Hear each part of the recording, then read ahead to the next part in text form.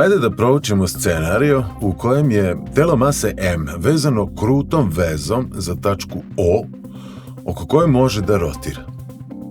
Masa te krute veze je zanemarljiva. Kroz tačku O prolazi neka osa rotacije koja je normalna na ravan ekrana. Rotiranje se ne odigrava pod dejstvom neke centralne sile, kao što je centripetalna sila, već je uzrokovano delovanjem neke tangencijalne sile na telo. Ova sila, F1, deluje na ceo sistem, telo mase M zajedno sa krutom vezom do ose rotacije, ali na udaljenosti R1 od ose rotacije i uzrokuje zakretanje celog sistema. Pretpostavimo da se ceo sistem zakrene za neki ugao teta, pri čemu će sila F1 delovati duž puta S1. Hajde sada da razmotrimo istu situaciju, ali tako da na sistem ovog puta deluje sila F2 na udaljenosti R2 od ose rotacije. Sistem se zarotira za isti ugao teta, ali ovog puta sila F2 deluje duž puta S2. Hajde da pogledamo oba slučaja istovremeno. Pošto je sa stanovišta rada i energije u pitanju isti događaj, izvršeni mehanički rad u oba slučaja mora biti isti.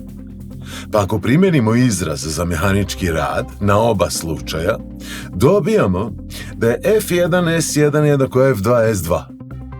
Hajde da prilagodimo ovaj izraz veličinama koje koristimo pri opisivanju rotacionog ili kružnog kretanja.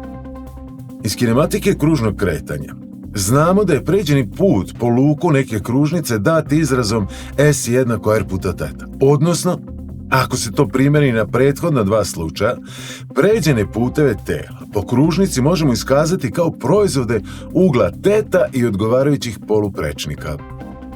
Ako te vrednosti zamenimo u izraz sa zvezdicom, dobijamo izraz koji nam sugeriše da pri zakretanju tela oko neke ose za ugao teta, rad vrši neka veličina koja je jednaka proizvodu sile i njene udaljenosti od ose rotacije. A pošto je ugao teta isti u oba slučaja, i ovi proizvodi moraju biti isti. Udaljenosti od ose rotacije nazivamo kraci sile, a sam proizvod sile i odgovarajućeg kraka nazivamo moment sile, a označavamo ga velikim slovom M. Moment sile je vektor koji ima pravac ose rotacije, a smer mu se određuje pravilom desne ruke. Kada kažiprst pokazuje smer kraka sile R, a srednji prst smer sile F, palac pokazuje smer momenta sile M. Ukoliko ugao između sile i kraka nije 90 stepeni, da bi se odredio intenzitet momenta sile, mora se koristiti formula u vidu vektorskog proizvoda kraka sile R i sile F. M jednako R krst F, gde je intenzitet momenta sile M definisan kao proizvod intenziteta vektora R i F i sinusa ugla koji grade. To je inače definicija vektorskog proizvoda dva vektora. Merna jedinica za moment sile je očigledno Newton metar. Moment sile se u literaturi veoma često naziva i obrtni moment, kada se obeležava grčkim slovom tau.